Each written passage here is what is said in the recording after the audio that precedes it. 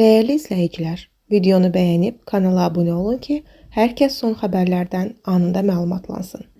İlk dəfə bunu eşidəndə çox şok yaşadım. Kimsə əziyyət çəkib ərinməyi və TikToka rəsmi məktub yazıb ki, guya mən ölkəmizdə şiddəti təbliğ edirəm. Xəbər verilir ki, bu sözləri aktyor Elməttin Cəfərov gün ortası proqramında deyib. O bildirib ki, ümumiyyətlə sosial şəbəkələrdən istifadə etmir. Həmin adam bunu edib ki, TikTok məni ümumiyyətlə bloklasın. Mən ora girmirəm, sosial şəbəkələrdən ümumiyyətlə istifadə etmirəm. Amma gördüyümüz işlər var. Niyə axı? Ondansa həmin əziyyəti çək, get evində çörək pulu qazanda, gecə yatma məktub yaz. Bu vaxtı elə ailənə, övladına ayır.